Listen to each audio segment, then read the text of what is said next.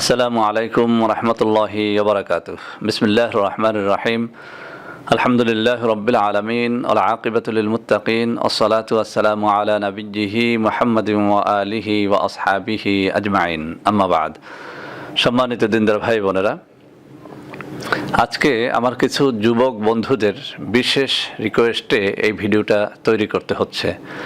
বন্ধুরা, আমার চ্যানেলে যত ধরনের ভিডিও আছে তার মধ্যে নারী পুরুষের যৌন সমস্যাবলীর সমাধানমূলক যে ভিডিওগুলো রয়েছে সেগুলো সব থেকে বেশি ভিউ হয়েছে। এর মাধ্যমে আমি একটা বিষয় সুস্পষ্ট যে আমার এই চ্যানেলের 2 লক্ষ সাবস্ক্রাইবারের অধিকাংশ সাবস্ক্রাইবারই যুবক অথবা যুবতী, অর্থাৎ তারা মধ্যবয়স্ক এবং তাদের সবার কম বেশি যৌন সমস্যা রয়েছে। বন্ধুরা আমি একটা কথা বলি, মূলত আমাদের দেশে যৌন রোগীর সংখ্যা কিন্তু কম। বাস্তব অর্থেই যৌন রোগী নেই বললেই চলে, কিন্তু মানসিক রোগীর সংখ্যা হচ্ছে লাখ লাখ কোটি কোটি। এটি আমি এই কারণে বলি, যার আদৌ কোনো যৌন সমস্যা নেই সেও কিন্তু বারবার ফোন করতে থাকে, স্যার আমার এই সমস্যা, স্যার আমার ওই সমস্যা। এমনকি মেয়েরা পর্যন্ত ফোন করে, স্যার আমার এই সমস্যা। তো আসলে যখন একটু তাদের সাথে কনভারসেশন হয়, কথাবার্তা হয়, তখন কিন্তু সুস্পষ্ট হয়ে যায় যে সে যে সমস্যাটির কথা বলছে আসলে সেটি কোনো সমস্যাই না, সেটি কোনো যৌন রোগ না। এখন এই সমস্যাটি কেন হয়, এত মানসিক রোগী কিভাবে তৈরি হলো আমাদের দেশে? এটা তৈরি হয়েছে রাস্তার ক্যানভাসারদের কথা শুনতে শুনতে। রাস্তার ক্যানভাসার যখন তার পচা নোংরা ঔষধগুলো, বানোয়াট ভাওতাবাজি ঔষধগুলো বিক্রি করার জন্য মানুষ জড়ো করে বলতে শুরু করে যে তুমি যুবক এদিকে আসো, তোমার আসলে লিঙ্গটা বাঁকা, একদিকে দেখো, দেখো তোমার লিঙ্গটা আগা মোটা হয়ে গেছে, গোড়া চিকুন হয়ে গেছে, দেখো তুমি কিন্তু একটা মেয়ের দিক তাকালেই তোমার লিঙ্গ থেকে সাদা সাদা পানি বের হয়, তুমি কিন্তু শেষ হয়ে গেছো, অতএব তুমি আমার ঔষধ খাও। এই ক্যানভাসারের ভয়তে ভীত হয়ে আমাদের দেশের যুব সমাজ আজকে পঙ্গু হয়ে যাচ্ছে, যৌন রোগীতে পরিণত হয়ে যাচ্ছে। তো বন্ধুরা আমি এই কথাগুলো এই কারণে বললাম, এই চ্যানেল খোলার পর থেকে বহু কমেন্ট আমি এরকম পেয়েছি। আমি যথাসম্ভব চেষ্টা করেছি প্রত্যেকটা ভিডিওতে বলার যে আপনারা কেউই যৌন রোগী না, মূলত আপনারা সবাই মানসিক রোগী। কেননা আপনারা যে সমস্ত সমস্যার কথা বলেন এটা কোনো সমস্যা না, এটা হচ্ছে একটা ন্যাচারাল বিষয় যে আপনার লিঙ্গ একটু আগাটা মোটা হবে, একটা গোড়াটা চিকন হবে, একটা বা কোনো দিকে একটু ডানে বামে কাত হবে, এটা ন্যাচারাল একটা বিষয়, এটা কোনো যৌন রোগ না। আবার মেয়েদের দিকে একটু তাকালে সাদা সাদা পানি বের হয়ে যাওয়া, বা প্রেমিকার সাথে বা স্ত্রীর সাথে একটু সান্নিধ্যে থাকলে সাদা সাদা পানি বের হওয়া, এটি কোনো রোগ না। এটি আমি অনেকবার বলেছি, তারপরও অসংখ্য অগণিত ফোন এখনও ওই একই বিষয় যে স্যার আমি আমার প্রেমিকার সাথে কথা বললে, আমার স্ত্রীর সাথে কথা বললে, বা কোনো মেয়ের কথা চিন্তা করলে, কোনো একটা খারাপ বই পুস্তক পড়লে আমার লিঙ্গ দিয়ে সাদা সাদা পানি বের হয়। তো বন্ধুরা মূলত আজকে এই বিষয়টি নিয়ে আমি কথা বলবো আপনাদের সাথে, যে অনেক মেয়েদেরও এরকম সাদা পানি বের হয় এবং অনেক ছেলেদের, বিশেষ করে ছেলেদের খুব বেশি হয়। এটা আমি বলবো যে 100% যুবক ছেলেদের মধ্যে 100% ছেলেদেরই কিন্তু মেয়েদের দিকে তাকালে, প্রেমিকার সাথে কথা বললে, বা কোনো অশ্লীল বই পুস্তক পড়লে, বা কোনো কল্পনায় কোনো উত্তেজক দৃশ্য কল্পনা করলে তাদের লিঙ্গ দিয়ে সাদা পানি বের হয়। এখন বন্ধুরা এটির জন্য এত বেশি ফোন আসে যে স্যার এটার জন্য অনেক ঔষধ খাইছি, এটা ভালো হচ্ছে না। এখন আমি আপনাদের সামনে যারা এই বিষয়টি নিয়ে বারবার আমাকে বিরক্ত করেন তাদের জন্য আমি কিছু কথা বলছি, একটু মনোযোগের সাথে শুনতে হবে। বন্ধুরা আমি একটু প্রথম উদাহরণ দেব আপনাদের সামনে। দেখুন, আমার ডান হাতে একটা গ্লাস আছে, গ্লাসে পানি আছে। বাম হাতে একটা গ্লাস আছে, এই গ্লাসটার ভিতরে কোনো পানি নেই। দেখুন বন্ধুরা আমি এবার বলছি, এই ডান হাতের গ্লাস মানে হচ্ছে একটা তরুণ যুবক অথবা যুবতী। বাম হাতের গ্লাসটার অর্থ হচ্ছে একজন 60 ঊর্ধ্ব বা 70, 80 বা 90, 95 বছর বয়সের কোনো নারী বা পুরুষ। খেয়াল করবেন কথাটা। এখন দেখুন, ডান হাতের গ্লাসটা আমি বলেছি কোনো তরুণ যুবক বা যুবতী। এখন যে তরুণ বা যুবক এবং যুবতী, তার গায়ের ভিতরে যৌন রস আছে, তার বীর্য আছে, তার সব কিছু আছে। আর যে 80 বছরের বৃদ্ধ বা বৃদ্ধা, তার দেহের ভিতরে কিন্তু এখন এই যে যৌন রসটা শেষ হয়ে গেছে, তার বীর্য শেষ হয়ে গেছে, সে এখন কিন্তু একদম অকেজো হয়ে গেছে, একরকম কোনো মতে সে বেঁচে আছে।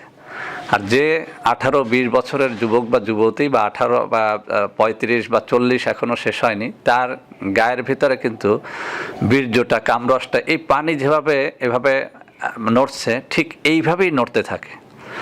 আমি যখন এই গ্লাস, ডান হাতের গ্লাস ধরে আমি একটু নাড়া দেবো, পানি কিন্তু পড়ে যাবে। আমি বাম হাতের গ্লাস ধরে যদি সারাদিন নাড়াই, টানাটানি করে, বাম হাতের কিচ্ছুই এখান থেকে পড়বে না।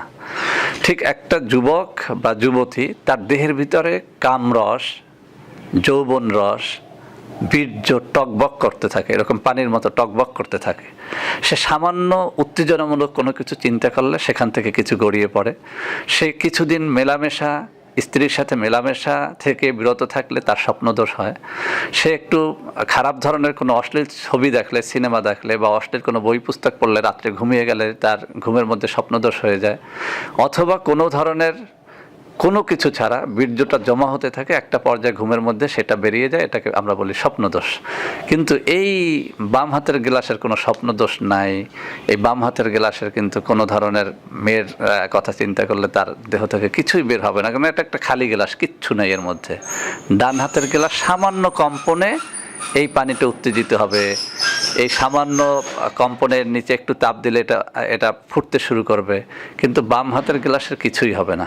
এখন আপনারাই বলেন, এই বাম হাতের গ্লাস সুস্থ নাকি ডান হাতের গ্লাসটা সুস্থ? 100% এই ডান হাতের গ্লাসটাই হচ্ছে সুস্থ।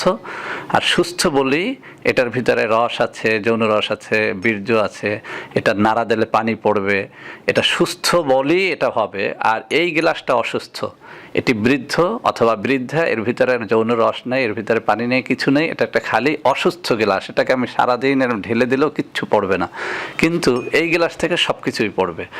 এখন আমরা যেটা বলি, আমাদের ক্যানভাসাররা, এই মানে আমি বলবো কি, এই ভাওতাবাজ ভণ্ডরা আমাদের যুবক যুবতীদের বোঝায় যে দেখো, তুমি যে ঘুমালেই তোমার স্বপ্নদোষ হয়, অথবা তুমি কোনো মেয়ের কথা চিন্তা করলেই যে তোমার এই লিঙ্গ থেকে সাদা পানির মতো বের হয়ে আসে, তুমি একেবারে শেষ হয়ে গেছো, তুমি হস্তমৈথুন করে করে শেষ হয়ে গেছো, তোমার এখন ঔষধ খেতে হবে। আর বাস্তব কথা, খোদার কসম দিয়ে বলছি, এই যে মেয়েদের কথা চিন্তা করলে সাদা সাদা পানি বের হয়, এটি হচ্ছে অসুস্থতার কোনো লক্ষণ না, এটি হচ্ছে সুস্থতার লক্ষণ।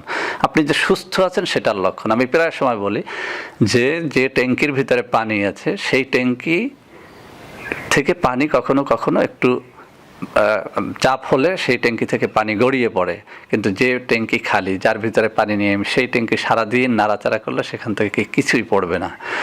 অতএব ট্যাঙ্কি ভালো থাকা মানে ট্যাঙ্কিতে পানি থাকা। এই গ্লাসে যেভাবে পানি আছে, এই গ্লাসে পানি নেই, এই গ্লাসে পানি আছে, এর অর্থ হচ্ছে এই গ্লাসটা সুস্থ আছে। অতএব বন্ধুরা আমার, যাদের দেহ থেকে পানি বের হয়, একটু মেয়েদের কথা চিন্তা করলেই পানি বের হয়, প্রেমিকার সাথে কথা বললেই পানি বের হয়, অশ্লীল বই পুস্তক পড়লেই পানি বের হয়, কোনো কিছু কল্পনা করলেই পানি বের হয়, এর অর্থ হচ্ছে আপনি এই পৃথিবীর মধ্যে যত জোয়ান মানুষ আছে, যুবক মানুষ আছে, সুস্থ মানুষ আছে, তার মধ্যে আপনিও একজন। অতএব আপনি হচ্ছেন পৃথিবীর মধ্যে সবথেকে সুস্থ দেহের অধিকারী একটা মানুষ। আপনার স্বপ্নদোষ হয়, এর অর্থ আপনার দেহে বীর্য সঠিক মাত্রায় উৎপাদন হয়।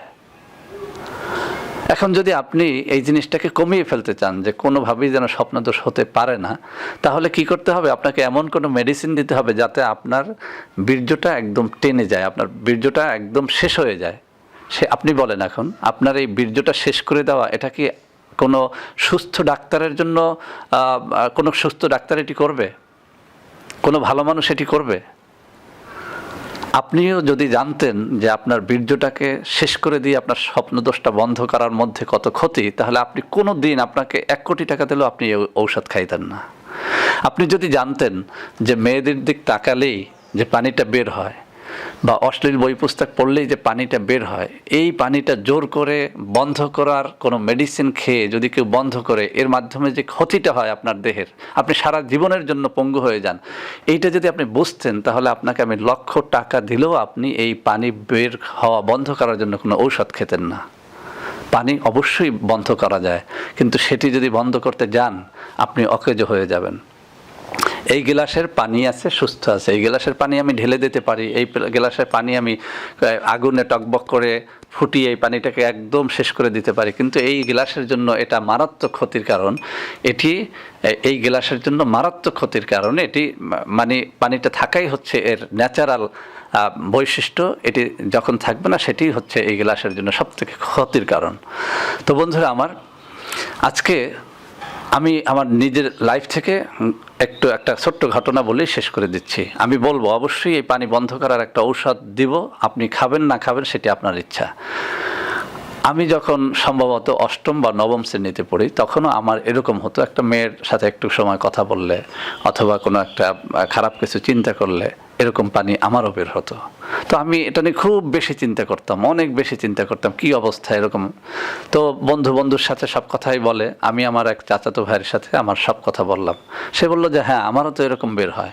তা আমি বললাম যে তুমি এটা কেমনে বন্ধ করছো? বললো যে আমি এক কবিরাজের কাছে গেছি, সে আমাকে একটা ঔষধ দিয়েছে, এই ঔষধটা যখন আমি খেয়েছি, একটা ন্যাচারাল একটা ঔষধ, এটার মধ্যে কোনো ক্ষতি নেই, এটা যখন খেয়েছি আমার এটা বন্ধ হয়ে গেছে।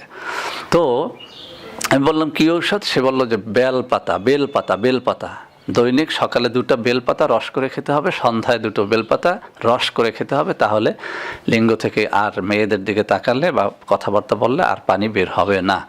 তো আমিও গাছ থেকে বেলপাতা এনে বাস 1 দিন 2 দিন খেলাম। একটু কবি সাহিত্যিক টাইপের ছিলাম আমি ছোটোবেলা থেকে, তো খাতার ভিতরে 2 লাইন একটা কবিতা লিখলাম, বেলপাতা খেলে পড়ে যৌবন ঢলে পড়ে। আবার শুনুন কি লিখছিলাম, আমার এখনও মনে আছে। বেলপাতা খেলাম 2 দিন, এরপরে কবিতা লিখলাম, বেলপাতা খেলে পড়ে যৌবন ঢলে পড়ে। তো বাই পরদিন আমার এই ডায়েরিটা আমার মা দেখলো, এবং সে ডায়েরিটার ভিতরে কবিতার লাইন 2টা দেখলো। আমাকে ডাকলো, এটা তুমি লেখছো কেন? আমি বলছি যে এরকম আমি বেলপাতা খেয়েছি। আমাকে অনেক বকাঝকা করলেন এবং আমাকে বুঝিয়ে দিলেন যে এটার মাধ্যমে উত্তেজনার আশা সত্য, কিন্তু তুমি কিন্তু পঙ্গু হয়ে যাবে, তুমি বিয়ে করতে পারবে না, তোমার বিয়ের পরে তোমার সন্তান হবে না, তোমার আজীবন তোমার শেষ করে দেওয়ার বুদ্ধি দিয়েছে তোমার বন্ধু, তুমি এটা বাদ দাও। আমি সেই দিন তওবা করে আমার মায়ের কাছ থেকে তালিম নিয়ে আমি সেদিন সেটি খাওয়া বন্ধ করেছিলাম। আলহামদুলিল্লাহ এখনও 48 বছর বয়সে আমি পূর্ণ সুস্থ। তো বন্ধুরা আমার, আমি বলছি যদি এরকম আপনার এটি বন্ধ করতে হয়, এরকম অনেক ভুয়া ঔষধ আছে, আর ন্যাচারাল ঔষধের মধ্যে বেলপাতা আপনি সকাল বিকাল 2টো করে রস করে খেতে পারেন। দেখেন 1 সপ্তাহ খেলে আপনার আর মেয়েদের দিকে তাকালে পানি বের হবে না, 1 মাস খেলে আপনি আর জীবনে বিয়েই করতে পারবেন না, আপনার লাইফটা শেষ। এখন আপনি ডিসিশন নিতে হবে যে আপনি বেলপাতা খেয়ে আপনার এই মেয়েদের দিকে তাকালে পানিটা বের করা বন্ধ করবেন, নাকি বেলপাতা না খেয়ে কোনো ভাওতাবাজ কবিরাজের ঔষধ না খেয়ে আপনি সুস্থ দেহের অধিকারী হয়ে বেঁচে থাকবেন। আপনি ভাওতাবাজ কবিরাজদের কাছ থেকে ঔষধ খেয়ে আপনার স্বপ্নদোষটা বন্ধ করবেন, নাকি আপনি ন্যাচারাল পদ্ধতিতে বেঁচে থাকবেন? কেননা বিয়ের পরে স্বপ্নদোষ এমনিতেই বন্ধ হয়ে যায়। বিয়ের আগে আমারও হতো, প্রতি সপ্তাহে 4 বার 5 বার 10 বার হতো, কিন্তু আলহামদুলিল্লাহ এখন হয় না। অতএব আমি সকলকে বলছি ন্যাচারাল পদ্ধতির দিকে আগান, ন্যাচারাল কিছু খান, বীর্যটাকে গাঢ় করার জন্য অনেক খাদ্য তালিকা দেওয়া আছে আমার এই চ্যানেলের মধ্যে, অনেক ভিডিওতে, সেগুলো খান। ন্যাচারাল খাবার খেয়ে আপনার দেহটাকে হৃষ্টপুষ্ট করুন, সমস্যাগুলো সারার চেষ্টা করেন। আর ওই যে পানি বের হয় একটু একটু, এটি আপনার সুস্থতার লক্ষণ। এটি মেয়েদেরও অনেক সময় উত্তেজনার কারণে বের হয়, অনেক মেয়েরাও ফোন করে যে স্যার এটি থেকে বাঁচার উপায় কি? কোনো বাঁচার উপায় দরকার নেই মাগো, এটি তোমার বয়সের কারণে হয়। তোমার বয়স যখন, তুমি যখন 80 বছরের বৃদ্ধা রমণীতে পরিণত হবে, তখন আর পানি বের হবে না। অতএব বন্ধুরা আমার, যেসব যুবক যুবতীরা এই বিষয়টি জানতে চেয়েছেন, আমি আমার ঈমান, আমার আল্লাহকে সাক্ষী রেখে বলছি, যা বাস্তব সেটাই বললাম। আপনারা এই জন্য কোনো ধরনের ঔষধ খাবেন না, ইনশাআল্লাহ বয়সের সাথে সাথে সব ঠিক হয়ে যাবে। এবং এখন আপনাদের এই জোয়ানি কালটা চলার কারণেই এই সমস্যাগুলো দেখা যায়। এটা আসলে কোনো সমস্যা না, এটি আপনার জোয়ানির লক্ষণ। আপনি যে যুবক, আপনি যে যুবতী, সেই লক্ষণ।